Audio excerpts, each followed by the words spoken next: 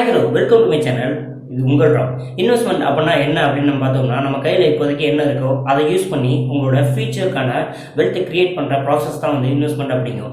Okay, இந்த வீடியோவில் நம்ம டாப் 5 இன்வெஸ்ட்மெண்ட் பிளான் பற்றி பார்க்க போகிறோம். அதில் முதல் இன்வெஸ்ட்மெண்ட் அப்படிங்கிறது உங்களை ரொம்பவே சர்ப்ரைஸ் பண்ண போகுது அப்படிங்கிறது எந்த ஒரு சந்தேகம் இல்லை. அது வரைக்கும் நம்ம சேனலை இது வரைக்கும் நீங்கள் சப்ஸ்கிரைப் பண்ணலைன்னா கீழே உள்ள செவல் பட்டனை கிளிக் பண்ணி சப்ஸ்கிரைப் பண்ணிக்கோங்க. பக்கத்தில் உள்ள பெல் பட்டனையும் கிளிக் பண்ணி வச்சுக்கோங்க. அப்படின்னா தான் நம்ம அப்லோட் பண்ணுற ஒவ்வொரு வீடியோவுமே உடனே கொண்டு வந்து சேரும். வாங்க வீடியோக்குள்ளே போகலாம்.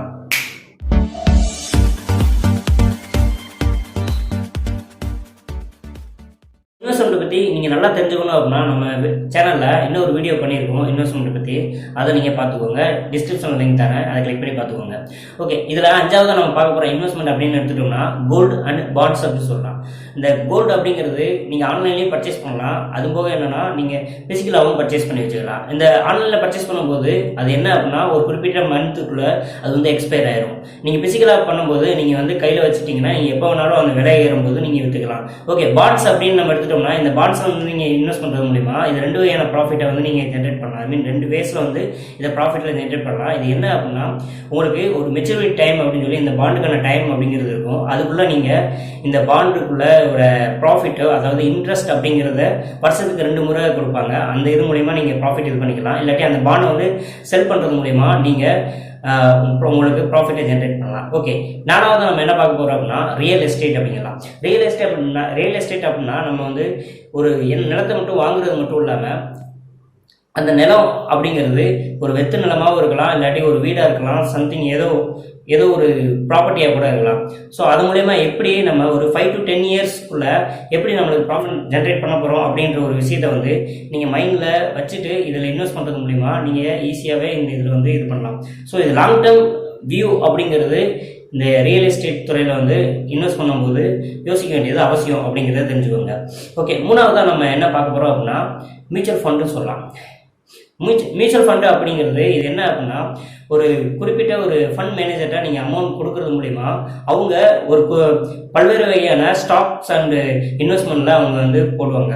அது மூலிமா வர ப்ராஃபிட்டை வந்து நம்மளுக்கு இது பண்ணுவாங்க. ஸோ நம்ம டைரெக்டாக இன்வெஸ்ட் பண்ணாமல் இது வந்து அவங்க மூலிமா இன்வெஸ்ட் பண்ணுறோம். அவங்கள வர ப்ராஃபிட் அதில் வர ப்ராஃபிட்டில் வந்து நம்மளுக்கு கொஞ்சம் தராங்கன்னு சொல்லலாம். இதில் வந்து ரிஸ்க் கம்மியாக இருந்தால் கூட ரிவார்டும் கொஞ்சம் கம்மியாக தான் இருக்கும் அப்படிங்கிறது தெரிஞ்சுக்கோங்க. அதுபோக மியூச்சுவல் ஃபண்டில் இன்வெஸ்ட் பண்ணுறது அப்படின்னா உங்களுக்கு டிமேட் அக்கௌண்ட் வேணும். எஸ்ஐபி முறையில் இன்வெஸ்ட் பண்ணுறது அப்படிங்கிறது கூடுதல் பெனிஃபிட்டாக இருக்கும்.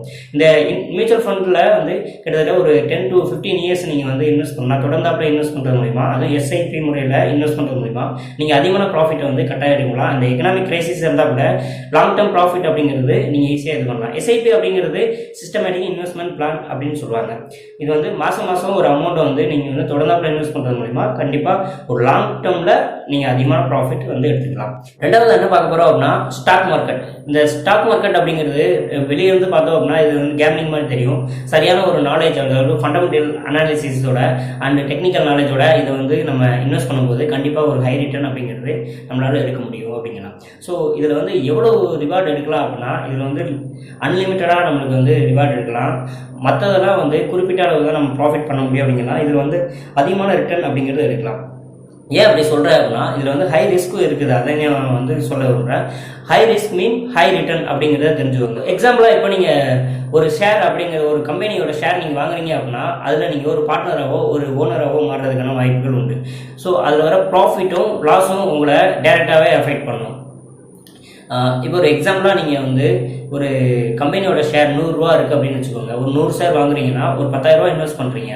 அந்த ஷேர் அப்படிங்கிற வேல்யூ வந்து 100 ரூபாயிலேருந்து 1000 ரூபா போகும்போது உங்களுக்கு வந்து ஒரு ஷேருக்கு 900 ரூபா அப்படிங்கிறது ப்ராஃபிட். அதாவது 100 ஷேர் நீங்கள் வாங்கியிருக்கீங்க அப்படின்னா கண்டிப்பாக 90,000 ரூபா அப்படிங்கிறது ப்ராஃபிட். நீ இன்வெஸ்ட்மெண்ட் பண்ணது வந்து 10,000 ரூபா, ஆனால் ப்ராஃபிட் அப்படிங்கிறது உங்களுக்கு 80,000 ரூபா அப்படிங்கிறது தெரிஞ்சுக்கோங்க. இப்படி தான் ஷேரில் வந்து ப்ராஃபிட் லாஸ் கணக்கு பண்ணுறாங்க. அந்த 100 ரூபா ஷேருங்கிறது 50 ரூபாய்க்கு போகிறதுக்கான வாய்ப்புகள் உண்டு.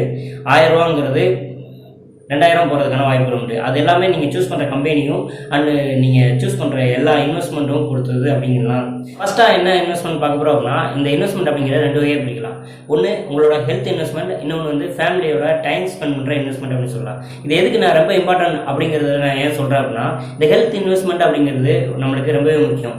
ஸோ இதுக்கு முன்னாடி பார்த்தா 4 இன்வெஸ்ட்மெண்ட்டில் நீங்கள் எவ்வளோ கோடியாக சம்பாதிச்சா கூட உங்களோட ஹெல்த் இன்வெஸ்ட்மெண்ட் அப்படிங்கிறதுல நீங்கள் கனவு செலுத்தலை அப்படின்னா கண்டிப்பாக அதெல்லாம் அனுபவிக்கிறது நம்ம இருக்க மாட்டோம். அதுவும் போது என்னென்னா செகண்ட் அப்படின்னா ஃபேமிலியில் டைம் ஸ்பெண்ட் பண்ணுறது இன்வெஸ்ட்மெண்ட்டை நான் ஏன் சொல்கிறேன் அப்படின்னா நீங்கள் எவ்வளோ தான் கோடியாக சம்பாதிச்சாலும் நீங்கள் எவ்வளோ தான் ஹெல்த்தியாக இருந்தாலும் அது யாருக்காண்டி பண்ணுறீங்க அப்படிங்கிறதுல ரொம்பவே உங்களுக்கு ஒரு கவனம் வேணும். ஸோ அதனால தான் சொல்கிறேன், இந்த health investment and family time investment அப்படிங்கிறது இது ரொம்பவே முக்கியம் அப்படிங்கிறத தெரிஞ்சுக்கோங்க.